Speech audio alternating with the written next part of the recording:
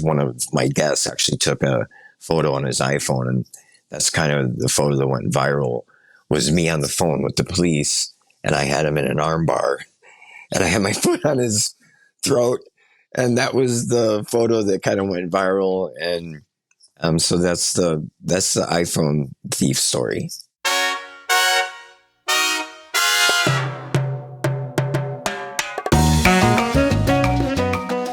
Today's guest is a true Chicago restaurant legend. Jason Chan is back with an award-winning new French restaurant, but his journey is anything but ordinary, and his story goes far beyond food.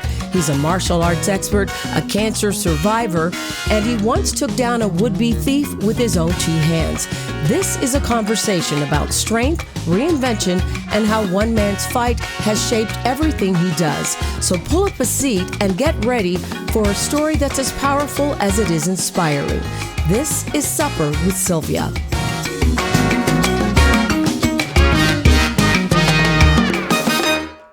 Jason Chan, so nice to see you, my friend. How you doing? Good morning. I'm excellent. Living the dream.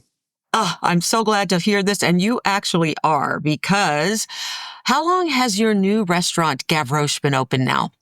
We opened October 5th, so just about 4 months almost. 4 months. And can I tell everybody, it is an amazing restaurant. You know how I feel about this, because I have to say one of my favorite pastimes is eating out in our wonderful city of Chicago. And I went to your place, and it was definitely my number one favorite new restaurant of 2024. It was so good, Jason. Thank you. You have no idea how that makes me feel, especially coming from you. It's a huge compliment. Well, I really mean it. And, you know, you've been in the restaurant business for a long time. Tell me how this latest concept came up. Sure. It was really just kind of shedding everything away and looking at the core of who I am, where I started, and really what I wanted to do. Like you said at the beginning of this podcast, I live a really rewarded life. This year, 2024, has been a benchmark year for me. I have a family that I've always wanted. I got engaged. I'm getting married. Yeah. So it was just a windfall of amazing things. And I was really in a personal place where I said, you know, I want to do what I want to do, not what I have to do. Mm-hmm. And after almost 4 decades of being in this business and coming up on my 59th birthday in a couple months, I took inventory and said, you know, if I could open my dream restaurant, what would that look like? So I kind of made a little reality movie in my mind. And it was me going back to my roots right across the board. So my roots started in classic French food, but more importantly, Chicago French food. I worked at L'Escargot and Rue St. Clair, and I waited tables at Jerome's and Monte Mer. It was all the rage back in the early 80s. So I took a look at my first neighborhood that I lived in, which was Old Town.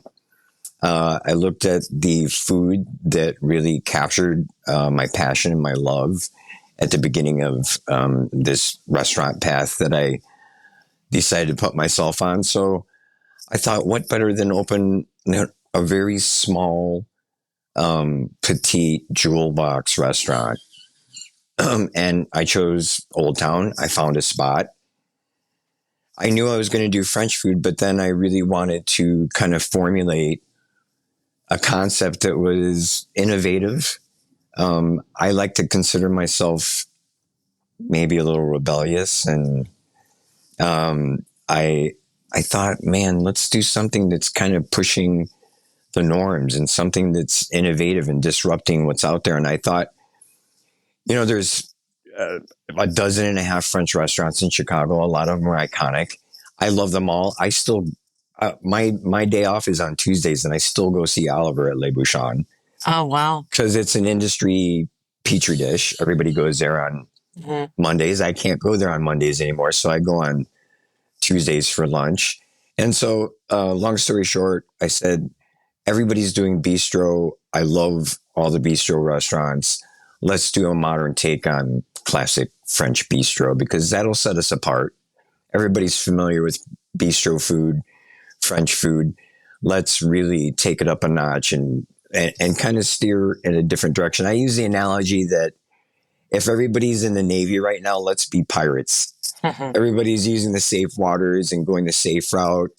And let's go where the dragons are. Let's go where we're not supposed to go. Let's carve a path that's unique and, our feet are rooted in practicality, but let's have this lofty concept of letting people trust us to take them in a new direction. Well, you are doing that. It's just incredible. And you brought it up. 4 decades in the restaurant world here in Chicago. Is it fair to say you're back with a vengeance? They always, I'm a man of cliches and cliches are really just raw truths about life. And we kind of become desensitized, and that's why they're so, and, for me, there's nothing better, than the comeback, because it doesn't define your setback. And I've certainly had setbacks. I think what makes me a really successful person all around is that I've had many hurdles. I've had many failures, personally and professionally. And I learned from them. And that's what put me into the place where I'm at today. Tell me about how you got involved in restaurants. Was this part of your life? It's funny, Sylvia, because it's kind of a coming of age story, but it's also very stereotypical of a Korean Asian household. My mother and father were immigrants. My stepfather came here from Hong Kong, and he met my mother, who was working in an Asian nightclub restaurant. But my path started out as one that was, you're absolutely forbidden and will never be in the restaurant business. My mom was a hostess and cocktail waitress at the House of Eng, and my father was a bartender. And my mother came to this country pregnant with me to provide a better life for me. And what soon happened after that is she met my stepfather. They dated, they formed a relationship, an alliance, an entrepreneurial alliance. And I got beaten up every day, badly. And so we were on the south side in Hyde Park, and my parents decided to move out of that neighborhood and move all the way to the north side, and they bought an Irish pub. So long story short, the chronology is my parents bought an Irish pub, then a Jewish deli, then a Greek coffee shop. Wow. And they owned all these bars and restaurants. And the funniest thing is that they absolutely forbid me to be in the restaurant business. I was supposed to be a dentist, a pharmacist, or a doctor, like all other good Korean boys are supposed to be. And it was all about school and working for them after school. And as luck would have it, when you tell an 8-year-old kid that this is something you can't do, then it becomes taboo and you're fascinated with it. So we lived above the Irish pub, and I was fascinated with the restaurant. I couldn't stop myself from sneaking down, cracking the door open, and looking at the restaurant and seeing everything that was going on. I wasn't supposed to ever dare go downstairs during business hours. And so I became obsessed and fascinated with it. I'm sorry. So long story short, it's a really funny story. I was in a play, and I played an inebriated person in the play. And I had done such a good job. People were laughing and applauding. And when I looked in the audience to see my parents, my mom was really disgusted, and my dad's head was down, and they were embarrassed. They were embarrassed because they're telling their son not to be in the restaurant business. But I had seen all the drunk people. I could emote and parrot their behavior so well. My parents immediately got out of the restaurant business. They went into importing, exporting, and retailing of Asian household goods, decor, and design. And they said, well, how can we tell Jason not to be in the restaurant business when he sees us thriving so much? We own the building we live in. They bought another building by Evanston, and they had, really nice living. upper middle income. And so they said, we've got to show them that we can be entrepreneurs and not be confined solely by the hospitality and food and beverage industry. But I had already been indoctrinated by fire and fell in love with it. And so I was always cleaning the bars and restaurants for my parents on weekends. And I fell in love with it. I was in the restaurant all by myself cleaning it. So I pretended I was the manager. I pretended I was the bartender. I pretended I was the chef. And so this all boils down to me lying to my parents. I got a job at the Jewel Osco on Montrose and Broadway. And as soon as I got my first paycheck, I showed it to my parents and said, this is where I'll be after high school, and on weekends, I'll be working at Jewel. And I quit. I just got the job so I could show them the paycheck. And I went to L'Escargot and was apprenticing to be a chef at L'Escargot, where I worked for 2 years in my junior year and senior year of high school. And Wow. then there was no stopping me. I got a job at Rue St. Clair cooking brunch and breakfast on Saturdays and Sundays. I was waiting tables at Jerome's and Mate Mare, and then I got a job at Scoozy, and then I got a job at Dixie, and I changed my path from the kitchen quickly into the front of the house when I started exponentially making 4 or 5 times more money waiting tables than making $3 an hour, which was minimum wage at the time, cooking in the kitchen. Wow. You said something, and I didn't realize you were being literal about this, that the first neighborhood used to get beat up all the time. I mean, literally, you were talking, you literally would get beat up all the time, which brings me to this, because anyone who knows Jason Chan knows that you are an avid martial arts person. Tell me how you got involved with that. Again, trial by fire. I was 8 years old and I was getting severely beaten up every day. The culminating moment was when I was in Hyde Park. Some kids jumped out of a gangway. They beat me up, and then they stole my pants. I had little. In 1974, my mom had bought me pants with pockets on the sides, which were known as cargo pants. Right. And apparently, these kids wanted my pants. They beat me up, stole my pants, and then they sprayed me with a fire extinguisher. So I walked into the house, and my mom was obviously devastated. I was covered in fire extinguisher foam. I had no pants. I had a bloody nose and a bloody lip. And they said, we got to move out of this neighborhood. And that's what compelled them. It's funny. Adversity was really a stimulus from my parents a lot of the time. And that adversity, seeing their child being beaten up every day, but now being beaten up to the extent where visually they were just, like I said, devastated. They borrowed money, they had saved all their tips, and they purchased this bar and restaurant on the north side. And the first day of school on the north side, I was attacked by an older kid because I was a new kid. And he picked me up and threw me on the ground and knocked me out. And then when I came to, long story short, for the first time, I fought back. And for me, it was, again, this adversity. I thought to myself, this is the first day of school. I was so excited to be in a new neighborhood. And then the first day, life put me right in Poops Creek without a paddle, and I got knocked out. And it ignited something in me. I think I just snapped. And the funniest thing that happened was now I was fighting every day, not to defend myself, but because everybody now at the new school wanted to challenge me, because the first day I was the new kid from the South Side who beat someone up. So now everybody wanted to challenge me, and I didn't know. I sincerely did not know how to fight. It was all natural instinct. But as life would have it, and certainly my life, I was blessed. My cousins came from Korea, and they taught me 4 or 5 things that they had learned in Korea. They studied martial arts, and they were older than me. And I held on to those things. You know, when all you have is a hammer, everything becomes a nail.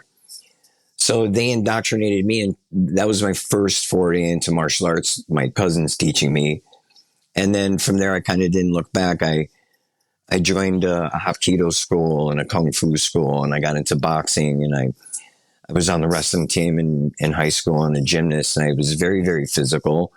And for the last 35 years, I've been studying and teaching Shidokan, which is the original MMA.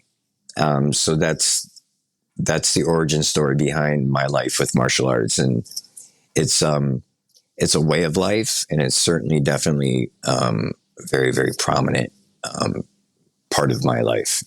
It is me. It's who I am. That story you tell as a parent just must have been so devastating. But so you discover martial arts, it becomes something you become obsessed with. I love it too, because I love your Instagram handle is I Fight Dirty. I love that. But I remember, because as you know, Jason, I've been in the news business in this town for quite some time. And I remember in 2013, when there was this story going around in the newsroom that there's this guy in Chicago who owns this restaurant who ended up having to tackle somebody who was trying to rob from his restaurant. And that story is history. Everyone knows this story, but for those who don't, because I just think it's incredible. Let's go back to 2013. You own Juno Restaurant. What happened? It was a Saturday night, really crazy busy. I had a guest in there who was sitting at the bar with a friend, and a gentleman walked in, and it's strange. It was cold. He walked in and he didn't have a jacket or a sweater on. He actually had his sweater in his hand, and it was a Freddy Krueger sweater. So it was striped. It was gray and red stripes, and it was very ornate and prominent. And I was hosting, I was waiting tables as I usually do. I'm very hands-on, and I noticed him out of the corner of my eye. And he walked up to the bar, chatted with the bartender, and then was looking around. And I was reading the pantomimes, and I said, he's not here to dine. Maybe he's just looking for directions or wants a glass of water or whatever. And then he walked away very quickly and darted out the front door. And I went to the bartender and I said, what did that guest want? And he said, oh, he wanted a pen. But when I turned around to get the pen, I turned back around to give him the pen, and he left. And I looked on the bar, and there was guests all at the bar. And I looked to the gentleman that was sitting next to him when he walked in and said, did you guys have your wallet or your phone on the bar? And the guy said, oh, we have our wallet. And then the one customer said, someone took my phone. So it was just an iPhone, but I normally probably wouldn't have gone after him, but I knew this guest. They were regular. And more importantly, he had shown me 20 minutes earlier pictures of his daughters on his cell phone. And at that minute, I thought, our cell phones are our lives. He's probably got his credit card information in there. He's probably got his whole life in that phone. So I ran outside. I didn't see the man. So I thought, this guy's working the whole street. It's Lincoln. We're by DePaul. There's 40 restaurant and bars. So my car was parked in front. I literally got in my car. I drove down to Fullerton. I turned around, and then I drove north on Fullerton really slow, just looking for that Freddy Krueger sweater. And by the time I got back to my restaurant, I couldn't see him. I didn't see him walking on the street. I had stopped at a few bars that were popular, and I didn't see him. And I was just about to get out of my car, and I was stopped at the light in front of my restaurant, and I saw him with the sweater on walking into Lou Malnati's across the street from my restaurant. So I went in, and I approached him, and I confronted him, and I said, listen, you have my guest phone. I know you have it. Just give the phone back, and there won't be any problem. And he got in a defensive stance, and I said, listen, if you try to hit me, I'm going to defend myself, and I wouldn't recommend you do that. Please give me the phone back. He tried to hit me and then ran, and I moved out of his strike, and then I was running behind him. And Sylvia, I just meant to push him through the door. I pushed him. He hit the door. The door went off the hinges, and he kind of surfed out onto Lincoln Avenue on the glass door. And then we got into a scuffle, and then he tried to run away. And I basically told him, like, look, you're not going anywhere. There's a group of people, and people were running up to us saying, he stole my phone. He stole my phone. So this guy had obviously, stolen a lot of phones from the rest of the street. And without getting really too detailed, I made sure they didn't have a weapon on them. And then I used jujitsu techniques to hold them until the police got there. The police didn't come for 20 minutes. Wow. And so the photo that's on the Huffington Post and the Daily Mail and all the news, one of the Samaritans took a photo, and it was one of my guests actually took a photo on his iPhone, and that's kind of the photo that went viral, was me on the phone with the police, and I had him in an armbar, and I had my foot on his throat, and that was the photo that kind of went viral. And so that's the iPhone thief story. Yeah, that was 2013. The photo goes viral. I love hearing you describe what happened, because it obviously had to happen very quickly, but you were in control in your mind and the way you detail what went on. What was your goal? Did the guy ever end up, like, did you hurt the guy? Did he end up passing out? What ended up happening? He tried to flee a couple times, and he also had a partner. He had a crew. One guy was in a car and one guy was on foot. And the reason I basically neutralized him right away was because I knew there was probably one or two other of his friends, and I identified them right away. And I really accredit growing up in Chicago and all the various neighborhoods that I did. I would like to think that my street smarts are what really, I call myself I fight dirty, because in the street, you have to fight dirty. In the ring or in the dojo, it's a place of learning and knowledge and respect. But that's the antithesis out on the street. It's so dangerous. It's become even more dangerous. So you constantly have to be situationally aware of your environment and of other people. So right away, I knew to look for other people. When I saw his buddy on foot, I said, listen, the cops are on the way, and I'm going to knock you out too if you get any closer. And then all the guests that had, gathered around started to chase him, and he ran off. And the guy his partner that was in the car, he took off. So it was just him and I. And he tried to get away a few times, and I had to neutralize him. That's the word I'm going to use. And we'll be right back. Paws Chicago is a national leader in no-kill sheltering and medicine. When Paws was founded in 1997, more than 42,000 homeless pets were killed in Chicago. Today, that number is down over 90% thanks to programs supported by our animal-loving community. Join Paws in building no-kill communities where every dog and cat is given the chance to not just survive, but thrive. Visit pawschicago.org to adopt, foster, volunteer, or donate. Looking to add more love and companionship to your life? The West Suburban Humane Society is here to help you find the perfect pet. Whether it's a playful puppy, a gentle cat, or a senior pet looking for a second chance, we have wonderful animals waiting for loving homes. By adopting, you're giving these pets a new lease on life, and in return, they'll bring joy, loyalty, and companionship to yours. All of our animals are fully vetted and ready to join your family today.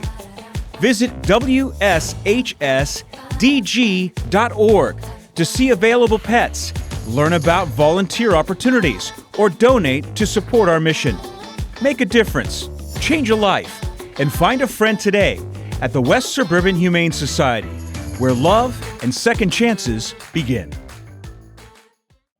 Okay, so I have to ask you, what does martial arts and the restaurant world have in common? Is there anything that you can relate from one to the other? It's identical, Sylvia. If you look at the brigade system of a fine dining kitchen, or especially French kitchen, the chef is in a white uniform. All of his students, line cooks, his crew, his brigade are all in white. There's a hierarchy. He's a chef. He's the sensei. The response is always, yes, chef. In a dojo, it's exactly the same. There's uniform. Everyone's in white. The answer is always us, sensei. But more importantly, look at a kitchen in a restaurant and look at a dojo. Dojo literally means a place of learning, respect, knowledge, and a place where someone guides you. And that's all the kitchen is. More importantly, I think the skill set, the coping mechanisms, the patience, the graciousness, the courteousness, everything they've learned in martial arts, which is really just teaching you everything about yourself: self-discipline, self-control, self-confidence, self-defense. These are all things you apply not only to life, but especially the petri dish that is a restaurant, because you have to be so gracious. You have to be, even though you could, well, let's equate it to martial arts, even though you can defend yourself or fight someone, the fact that you've studied martial arts gives you the strength and the knowledge to know that you don't have to use it, which gives you a lot of providence in other people that, okay, you're going to do the right thing. Just calm down. Let's not escalate this to where it becomes physical. It's the same thing in a restaurant. Wow. No matter how irate a guest is, no matter what goes wrong, no matter what catches on fire or what pipe breaks, you're armed with this ability and this confidence and this self-security that everything's going to be okay. I've learned enough coping mechanisms in the dojo of this restaurant that I can handle any obstacle. You train and hopefully guide your employees that there's no problem that can't be solved. We're in the problem-solving business, and that's to make people happy. So once you really kind of, unify that narrative to your whole entire staff, from the kitchen to the dishwasher to the host to the busboy to the server, we're here to solve one problem, and that's to provide pleasure and an experience for people that's remarkable. I love it because this also kind of segues into the next thing I wanted to talk to you about, because you are a fighter and you seem to be very tough. You did have a life scare there, though. You dealt with throat cancer, I understand, and that's something that you have beat. Tell me about that experience. I'd love to. It's funny. I'm going to get a little emotional because it is. It's something that happened. I'm thriving now. It doesn't define me, but it is a big part of my life. And to be honest with you, I do a lot of public speaking and try to do as much awareness and fundraising as I can for cancer, because it's literally the best, worst thing that's ever happened to me. It's not oftentimes you get the opportunity to get a second shot at life. We go through life and we have passions, we have enthusiasms, we have routine, we have things that we'd love to do. But it's funny for me and for most people, I would imagine, that nothing ever grows on a comfortable path. And constantly, having been in the restaurant business for 40 years, nothing's ever been comfortable. So it's armed me and empowered me with coping mechanisms, soft skills, being able to read people, being able to apologize for stuff that's not my fault, because you do a lot of that in hospitality. You're always, I'm so very sorry that we've sold out of the salmon. What can I do to make you happy? Even though you have to have the salmon, can I offer you turbo? Can I offer you something else? A free dessert. So it's really, really amazing to me that, for me personally, that this major adversity changed my life. It distilled me. I always use the analogy that when I got cancer, I was mashed up And it's like being distilled. I was mashed up. I was pulverized. I was put in a machine. And I was forced through a condensing tube for months. And what dripped out drop by drop 3 months later was this condensed spirit. It was literally, I became this different thing. I started out as one material and I end up as another. And literally, like a spirit, I was condensed. I saw light and life in a different way. Colors were different.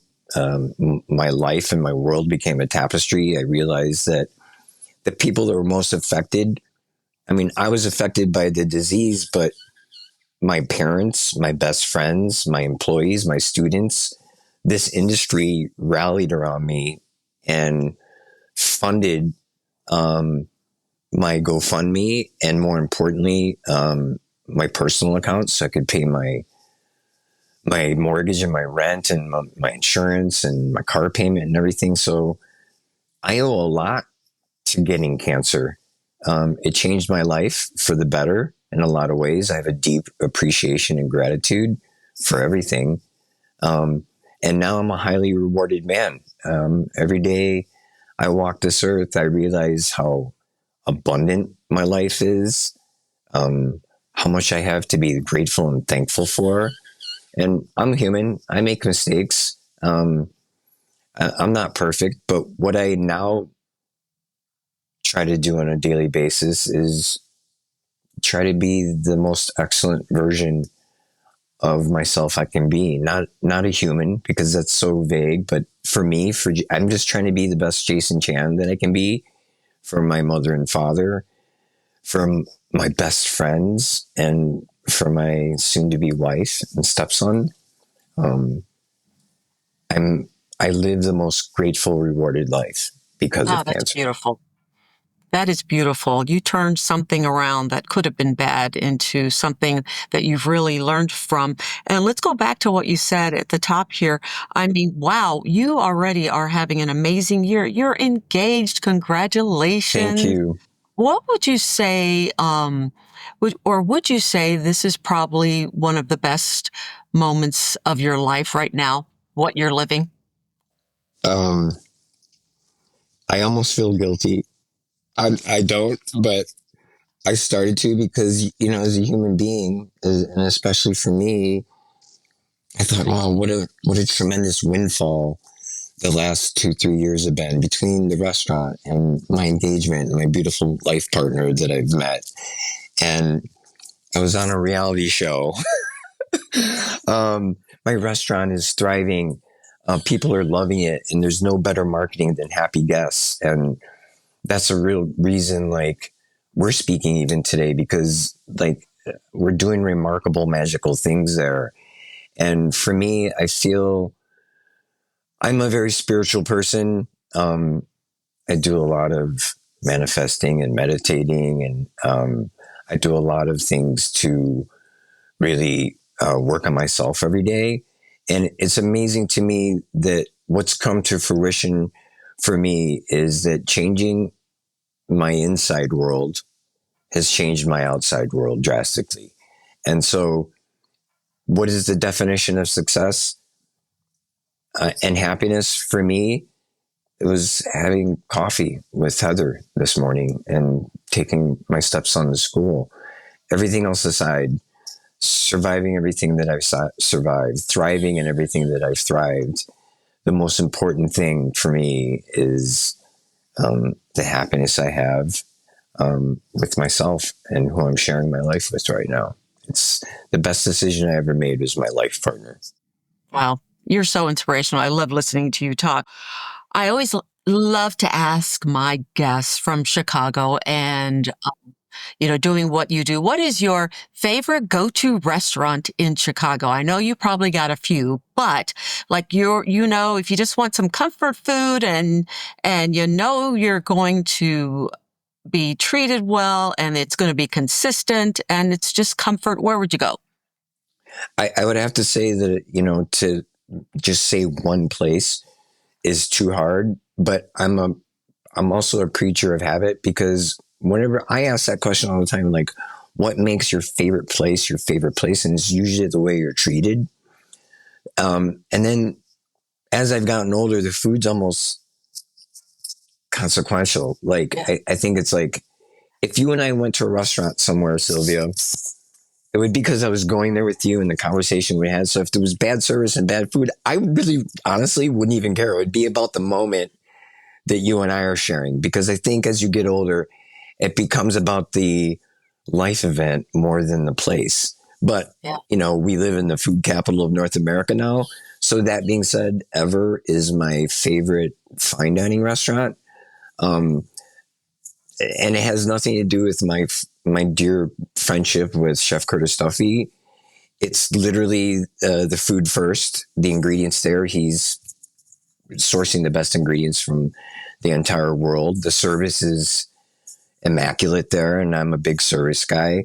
So for fine dining, definitely Ever is my go-to. I would have to say for comfort food, it would have to be Chicago Kalbi. I've been going there for 40 years, and it's a Korean restaurant that also has some Japanese food, and it's on West Lawrence Street, and that's my favorite comfort food. Love that. Yeah, but the place I find myself going to on a regular basis is Piccolo Sogno, because I love Chef Anthony Priolo. In the summertime, my fiance and I and my friends, I take everybody there weekly, because I don't think there's a more beautiful and transportative outdoor dining area than at the patio at Piccolo Sogno. Tody's amazing, isn't he? Yes. And I call it the enchanted forest back there. It's so beautiful, right? It's so beautiful. It's the enchanted forest, and he's the wizard.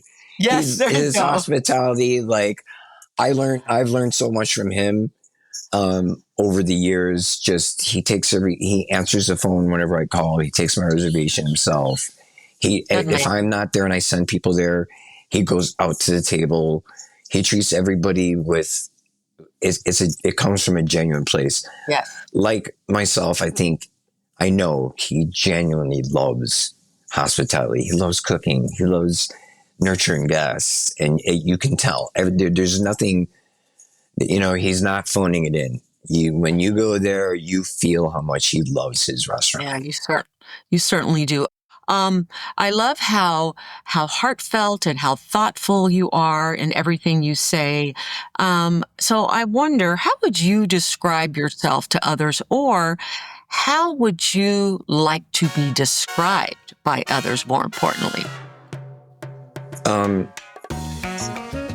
Generous, loving, caring, strong.